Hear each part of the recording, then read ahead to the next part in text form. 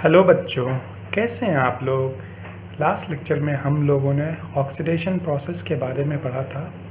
आज हम लोग फर्स्ट यूनिट के ही जो प्रोसेसेस हैं उनको कंटिन्यू करेंगे। आज हाइड्रेशन प्रोसेस के बारे में पढ़ेंगे। तो हाइड्रेशन प्रोसेस बेसिकली क्या है? एडिशन ऑफ वाटर किसी भी मॉलिक्यूल या कंपाउंड में।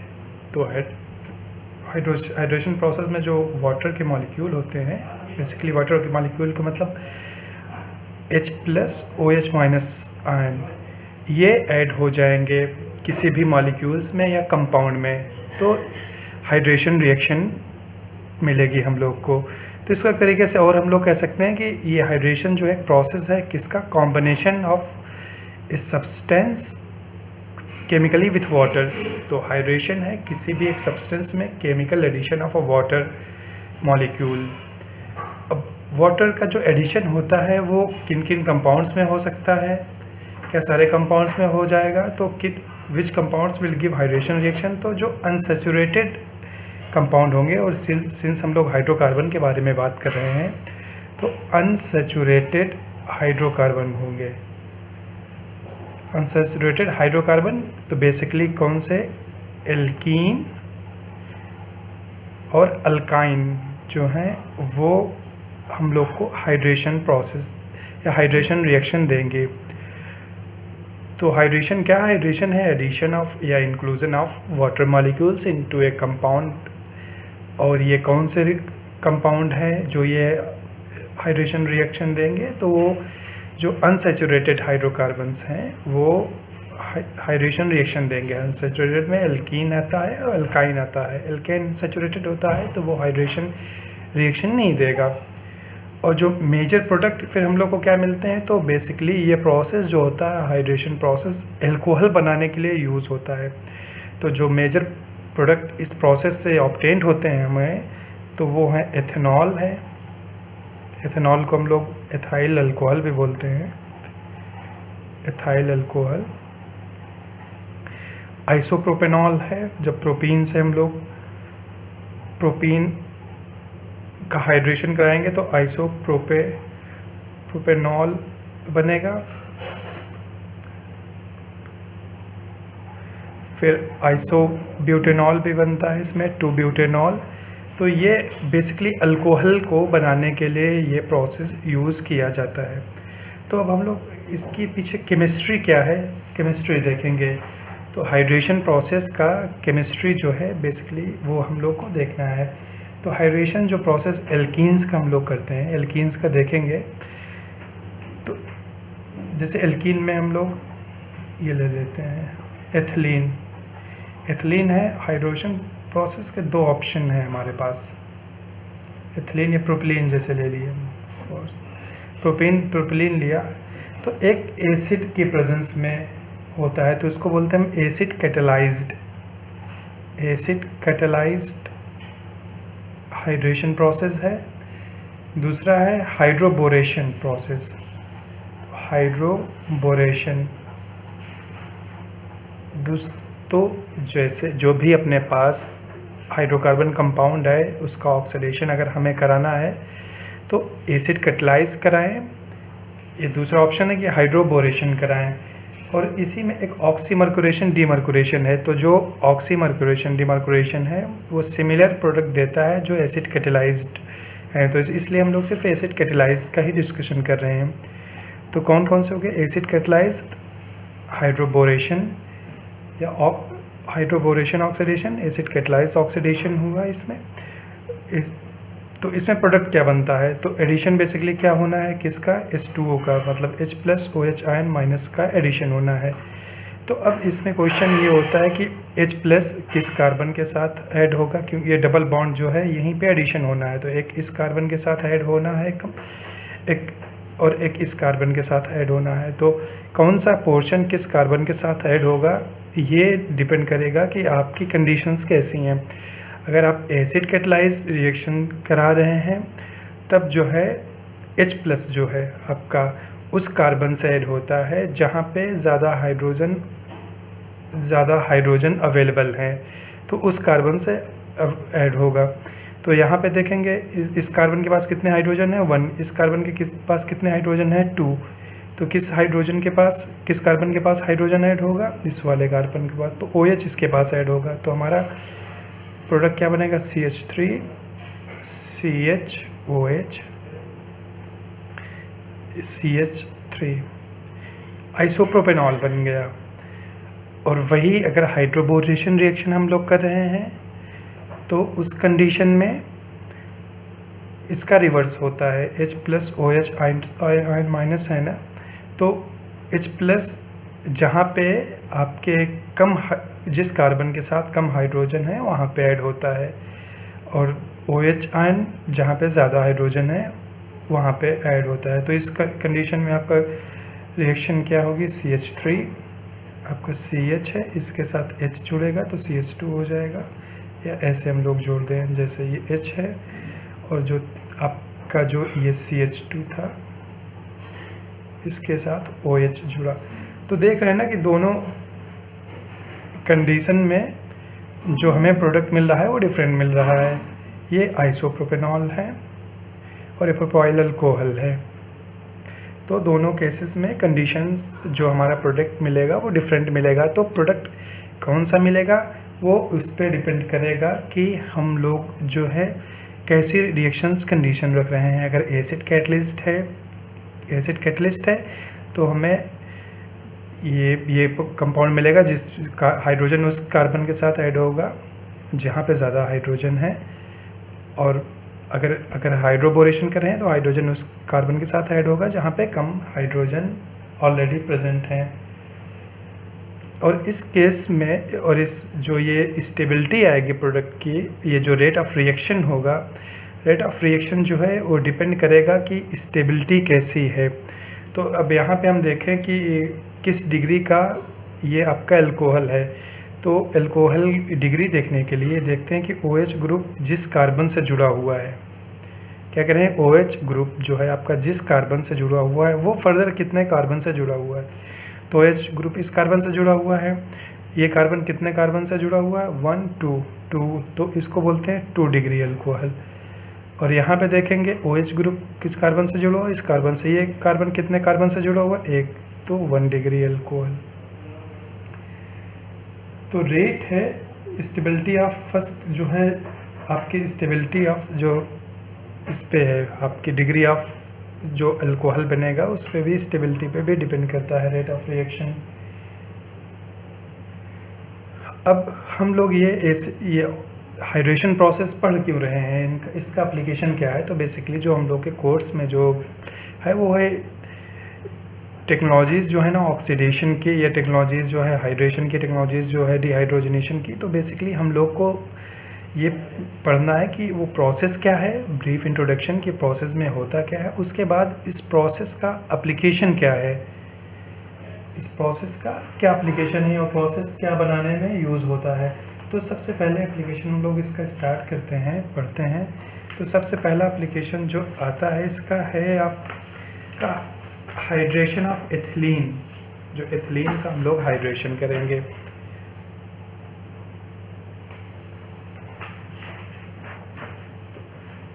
एथिलीन का जब हाइड्रेशन हम लोग करेंगे तो एथिलीन का फॉर्मूला क्या होता है, CH2 double bond CH2 double bond CH2। ये एथिलीन है। अब इस पे किसकी रिएक्शन कराएंगे, वाटर की। प्रेजेंस कैसी है, एसिडिक। H3PO4 जो है आपका ये कैटलिस्ट का काम कर रहा है, ये कैटलिस्ट है आपका। और जो ये रिएक्शन कराई जाती है वो कराई जाती है अप्रॉक्सीमेटली 300 डिग्री सेल्सियस पे।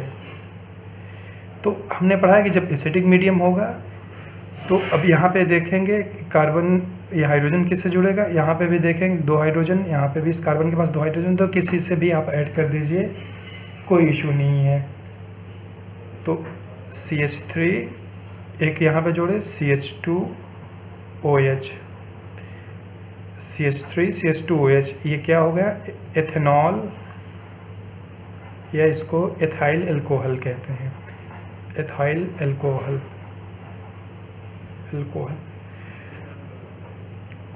2 तो ये जो हाइड्रेशन रिएक्शन है ये जो है एथेनॉल बनाने के लिए यूज़ होती है, एथिलीन से एथेनॉल बनाने के लिए यूज़ होती है। और ये रिएक्शंस की कंडीशंस क्या है, ये रिएक्शन 300 डिग्री सेल्सियस पे होती है और ये एक्सोथर्मिक रिएक्शन होती है, तो हीट जनरेट होगी यहाँ पे।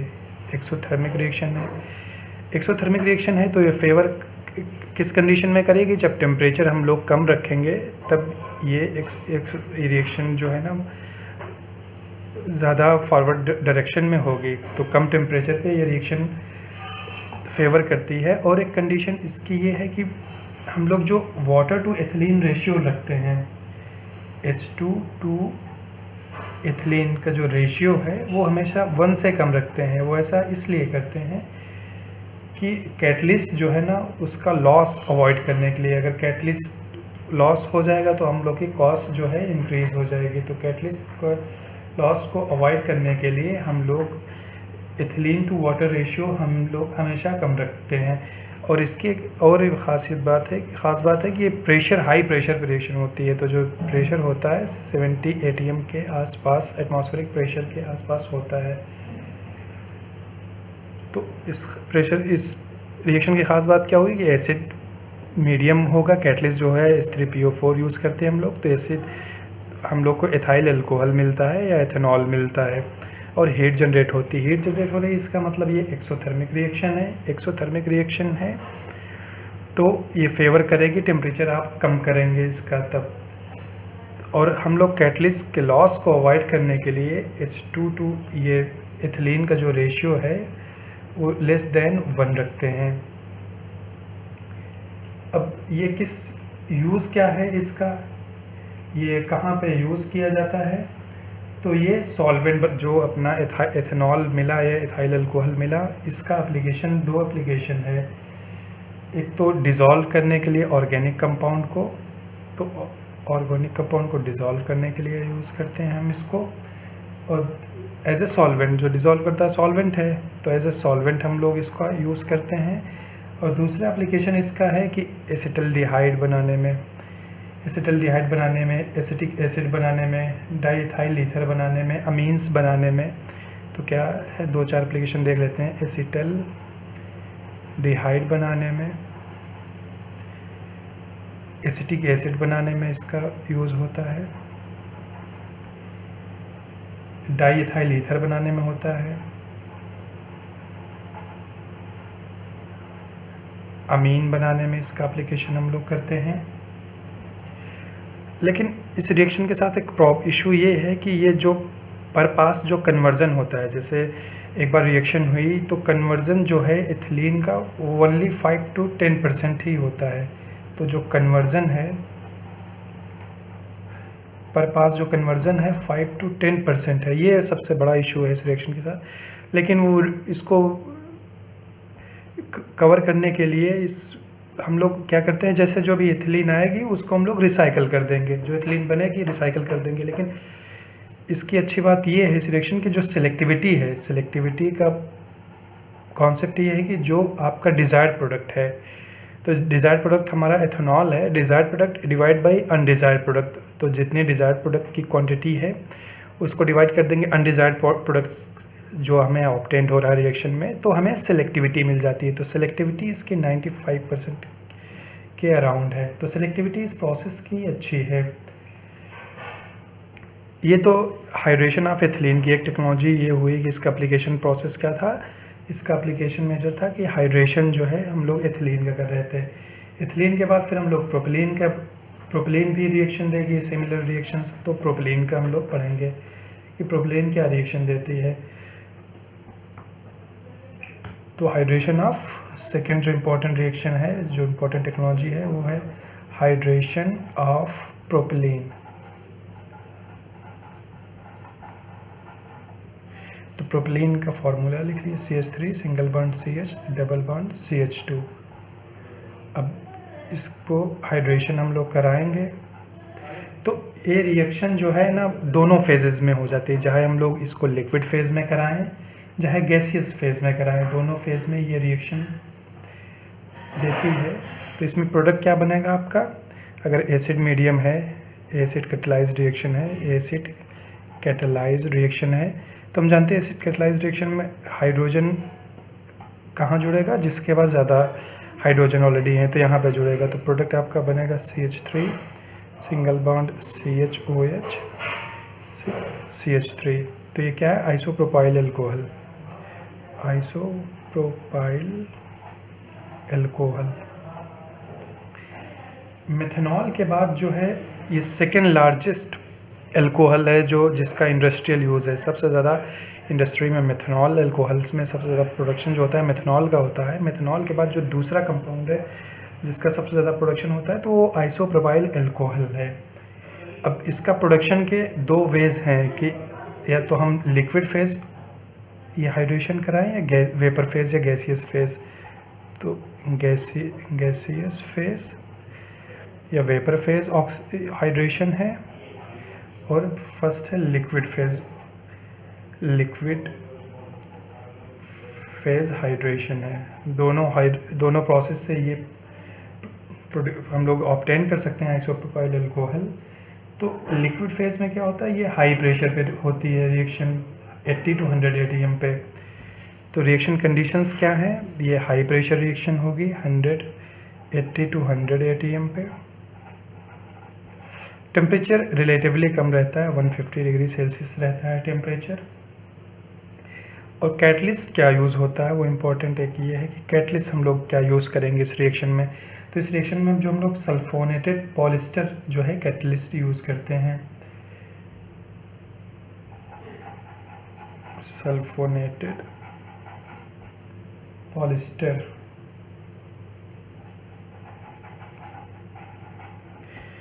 तो जो प्रोपिलीन है उसका हम लोग जो हाइड्रेशन कर सकते हैं उसके दो मेथड्स हैं, चाहे लिक्विड फेज हाइड्रेशन करें चाहे वेपर फेज हाइड्रेशन करें। लिक्विड फेज हाइड्रेशन जो है ना हायर प्रेशर पे होती है, 80 to 100 एटमॉस्फेरिक प्रेशर होती है, टेम्परेचर इसमें कम होता है। Catalyst sulphonated polyester based catalyst हम लोग यूज़ करते हैं। जो गैसियस फेज रिएक्शन होती है वो रिलेटिवली जो है कम प्रेशर पे होती है, 25 एटमॉस्फेरिक प्रेशर पे होती है। और जो टेम्परेचर है वो थोड़ा सा ज़्यादा होता है इसके कंपैरिजन में, 200 डिग्री सेल्सियस टेम्परेचर होता है। और आपका जो रिएक्टर होता है वो फिक्स्ड बेड रिएक्टर होता है, इसमें फिक्स्ड बेड रिएक्टर होता है। और जो आपका कैटलिस्ट यूज़ होता है वो ट्राई टंगस्टन ऑक्साइड होता है ऑन द किस पे, सिलिका कैरियर पे यूज़ करते हैं, सिलिका कैरियर। और इसका जो ईल्ड है, ईल्ड अप्रॉक्सीमेटली 93% है। दो चीज़ें होती हैं किसी भी रिएक्शन जब हम लोग कराते हैं, तो दो इम्पॉर्टेंट फैक्टर्स है। एक सेलेक्टिविटी है जो यहाँ पे हम लोगों ने देखा। सेलेक्टिविटी क्या होती है, आपका डिज़ायर्ड प्रोडक्ट जो बन रहा है डिवाइड बाई अनडिज़ायर्ड प्रोडक्ट। जैसे आपने मान लीजिए कि 100 मोल्स आपका टोटल प्रोडक्ट बना, उसमें आपका डिज़ायर्ड प्रोडक्ट 90 मोल बना, अनडिज़ायर्ड प्रोडक्ट 10 मोल बना। तो desired product 90 mole divide by undesired product 10 मोल, तो 90/10, तो 90 × 100, तो 90% आपकी हो गई सेलेक्टिविटी। और यील्ड क्या होती है, यील्ड होती है आपका desired product divide by total product. तो desired product divide by total product, तो ये यील्ड हो गई आपकी। तो यील्ड इसकी 93% होती है, बेटर यील्ड है ये। और वेपर फेज में प्रेशर हमें कम करना पड़ता है तो कंप्रेशन की कॉस्ट हम लोग की बच जाती है। और फिर इसका जो मेजर एप्लीकेशन क्या है, क्योंकि ये अगर ये सेकेंड लार्जेस्ट आपका केमिकल है, एल्कोहल केमिकल है जिसका प्रोडक्शन होता है आफ्टर मेथनॉल, तो इसका जो 50% जो इसका यूज़ होता है 50, और जो इसका टोटल प्रोडक्शन है उसका 50% ये यूज़ होता है एसीटोन बनाने में। और बाकी जो है इसका जो कंपोजिशन है वो ईस्टर बनाने में यूज़ होता है, ईस्टर बनाने में, इमल्सीफायर बनाने में यूज़ करते हैं हम लोग, इमल्सीफायर, और सॉल्वेंट बनाने में एज ए सॉल्वेंट ये यूज़ होता है। तो ये इम्पॉर्टेंट प्रोसेस है। ये इंपॉर्टेंट प्रोसेस में हम लोग दो चीज़ें ध्यान रखेंगे कि इसको चाहे हम लिक्विड फेज ऑक्सीडेशन कराएं चाहे गैसियस फेज, दोनों फेज में ऑक्सीडेशन हम लोग करा सकते हैं। कैटलिस्ट ऑब्वियसली डिफरेंट हो जाएगा, लेकिन यील्ड जो है वेपर फेज की ज़्यादा है और प्रेशर जो है कम है, रिलेटिवली जो है 150 डिग्री सेल्सियस से इधर 200 डिग्री सेल्सियस पे टेम्परेचर पे हो रही है रिएक्शन, तो हीट हमें थोड़ा सा ज़्यादा प्रोवाइड करनी पड़ेगी, लेकिन कंप्रेशन कॉस्ट हम लोग की बच जाएगी। ये 25 एटमॉस्फेरिक प्रेशर पे हो रहा है ये रिएक्शन, जबकि ये रिएक्शन होती है 80 to 100 एटमॉस्फेरिक प्रेशर। और इसका जो मेजर यूज़ है वो एसीटोन बनाने में होता है। तो और नेक्स्ट रिएक्शन देखते हैं हम लोग। तो नेक्स्ट रिएक्शन जो है ना ब्यूटीन, जैसे सबसे पहले हमने एथिलीन का पढ़ा हाइड्रेशन, फिर एथिलीन के बाद हमने प्रोपिलीन का पढ़ा, फिर है ब्यूटीन का। तो ब्यूटीन में इसमें हम लोग नॉर्मल ब्यूटीन पढ़ रहे हैं, एन ब्यूटीन। नॉर्मल ब्यूटीन का मतलब लीनियर ब्यूटीन। अब लीनियर ब्यूटीन में हमारे पास ऑप्शंस क्या क्या हो सकते हैं। एक ऑप्शन है हमारे पास की होगा CH3 single bond CH double bond CH single bond CH3। एक ये कंपाउंड हो सकता है, 2 ब्यूटीन है आपका। दूसरा कंपाउंड क्या हो सकता है, CH2 double bond CH single bond CH2 single bond CH3। ये क्या होगा, 1 ब्यूटीन या नॉर्मल ब्यूटीन। ये 2 ब्यूटीन है, ये 1 ब्यूटीन है, दोनों नॉर्मल ब्यूटीन है। इसका हम लोग रिएक्शन कराएंगे, हाइड्रेशन कराएंगे। प्रेजेंस क्या रहेगी, वही एसिड कैटलिस्ट रहेगा, उसकी प्रेजेंस में रिएक्शन हम लोग कराएंगे। तो हम लोग को क्या मिलेगा, एसिड कैटलिस्ट है। तो यहाँ पे अगर जब हम लोग इस वाले प्रोडक्ट को कंसीडर करें तो जहाँ इधर आप ऐड करिए, जहाँ इधर ऐड करिए, कोई इशू नहीं है, ये प्रोडक्ट एक ही मिलेगा। तो यहाँ पे हम लोग OH ऐड करें, CH3 CHOH CH2 CH3, ये 2 ब्यूटेनॉल है आपका। और यहाँ पे अगर ऐड करेंगे तो देखेंगे हाइड्रोजन कहाँ ऐड होगा, हाइड्रोजन जिस पे ज़्यादा हाइड्रोजन ऑलरेडी है तो यहाँ पे ऐड होगा, तो CH3, तो ये CH3 हो गया। उसके बाद CHOH CH2 CH3। तो चाहे आप 2 ब्यूटीन लें, चाहे आप 1 ब्यूटीन लें, दोनों केसेस में जब हम लोग इसका कराएंगे hydration in the presence of acid catalyst, तो हम लोग को हमेशा जो है ना 2 ब्यूटेनॉल मिलेगा, 2 ब्यूटेनॉल। और जो लास्ट इम्पॉर्टेंट प्रोसेस है वो है आइसोब्यूटिलीन।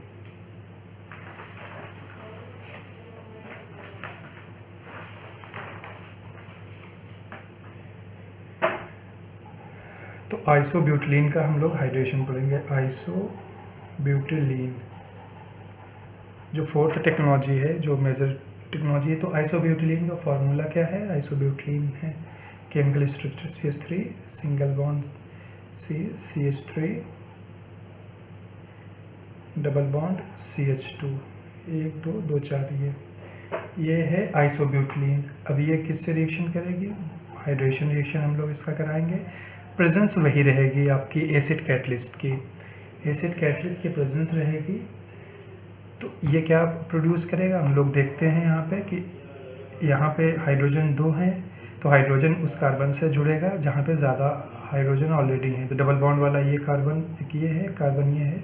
तो हाइड्रोजन किस पे जुड़ेगा, इस वाले पे जुड़ेगा, क्योंकि यहाँ पे ऑलरेडी एक हाइड्रोजन है। तो CH3 सिंगल बॉन्ड CH3, यहाँ पे OH ऐड हो गया और यहाँ पे CH3। तो ये कौन सा किस डिग्री का अल्कोहल है, हम देखेंगे कि जिस ये OH ग्रुप जो है किस कार्बन से जुड़ा हुआ है, इस कार्बन से, और ये कार्बन कितने फर्दर कार्बन से जुड़ा हुआ है, 1 कार्बन 2 कार्बन 3 कार्बन। तो 3 डिग्री अल्कोहल है ये। इसको टर्शरी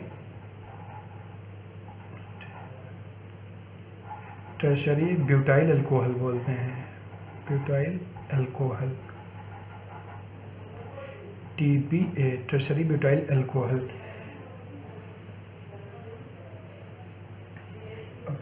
ये इसका एप्लीकेशन क्या है, तो इसका मेजर एप्लीकेशन हम लोग देखेंगे, क्योंकि कोई प्रोडक्ट बना रहे हैं तो उसका एप्लीकेशन क्या है वो जानना ज़रूरी है, और उसी के बेसिस पे ये डिसाइड करते हैं कि अगर उसका एप्लीकेशन है उस प्रोडक्ट का तभी वो प्रोसेस हम लोग करते हैं, अदरवाइज़ वो प्रोसेस नहीं करेंगे। तो ये जो है केमिकल इंटरमीडिएट है, तो मतलब इस केमिकल को यूज़ करके, तो केमिकल इंटरमीडिएट है, पहला एप्लीकेशन है कि केमिकल इंटरमीडिएट है, तो इसको फिर हम लोग फर्दर दूसरे केमिकल बनाने के लिए हम लोग यूज़ कर सकते हैं।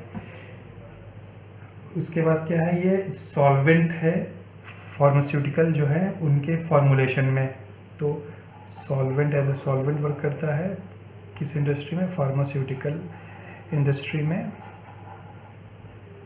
उसके बाद ये पेन रिमूवल की तरह भी ये काम करता है। और एक इम्पॉर्टेंट इसका एप्लीकेशन है, क्योंकि हम लोग जानते हैं कि ऑक्टेन नंबर कौन से कंपाउंड से बनते हैं। जो आइसो कंपाउंड्स होते हैं उनको अगर हम लोग मिलाते हैं पेट्रोल में तो उसकी ऑक्टेन नंबर बनती है। तो ये क्या किया जाता है, हाई ऑक्टेन नंबर।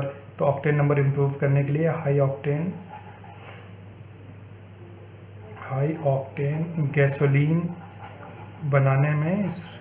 गैसोलीन बनाने के लिए इसको ऐड करते हैं हम लोग। तो ये मेजर इसके एप्लीकेशन हो गए। तो 4 हम लोगों ने देखा कि ऑक्सीडेशन, ये हाइड्रेशन प्रोसेस क्या है। हाइड्रेशन प्रोसेस बेसिकली क्या है कि एडिशन ऑफ वाटर है, वाटर मॉलिक्यूल होगा जो किसी भी कंपाउंड में। तो हम लोग हाइड्रोकार्बन पढ़ रहे हैं, तो बेसिकली हाइड्रोकार्बन कंपाउंड्स में फिर हम देखेंगे कि ये कौन से कंपाउंड है जिसमें ये हाइड्रेशन रिएक्शन हो सकती है। तो जो अनसैचुरेटेड कंपाउंड है उसमें ये हाइड्रेशन रिएक्शन होगी। अनसैचुरेटेड कंपाउंड क्या हो सकते हैं, एल्कीन हो सकता है, एल्काइन हो सकता है। ये तो फिर और प्रोडक्ट मेजर क्या बनते हैं, तो प्रोडक्ट इससे अल्कोहल बनाने के लिए यूज़ होता है। फिर हमने देखा कि 4 जो इसकी मेजर इम्पॉर्टेंट रिएक्शन है किसकी। सबसे पहले एथिलीन की जो है हाइड्रेशन देखा, एथिलीन से एथेनॉल बनता है या एथाइल अल्कोहल हम लोग कह सकते हैं। फिर प्रोपिलीन का देखा, प्रोपिलीन से क्या बनता है, आइसोप्रोपेनॉल बनेगा। फिर हमने ब्यूटीन से देखा तो 2-ब्यूटेनॉल बनता है। फिर लास्ट में हम लोग आइसोब्यूटिलीन से देखा तो हम लोगों ने देखा कि टर्शरी ब्यूटाइल अल्कोहल इससे बनता है। एक इम्पॉर्टेंट केमिकल है, इसका यूज़ होता है केमिकल इंटरमीडिएट में, सॉल्वेंट में, फार्मास्यूटिकल इंडस्ट्री में। और सब इम्पॉर्टेंट है कि यह जो गैसोलीन है उसका ऑक्टेन नंबर इंक्रीज़ करने में होता है। ये ब्रीफ था, ये बेसिस और जो ऑक्सीडेशन प्रोसेस है हम लोग के सिलेबस में वो। अब नेक्स्ट लेक्चर में हम लोग 2 रिएक्शंस और बची हुई हैं, 2 प्रोसेस हम लोग के पास। सल्फोनेशन प्रोसेस एक बचा हुआ है और एक अल्काइलेशन प्रोसेस, उसके बारे में पढ़ेंगे।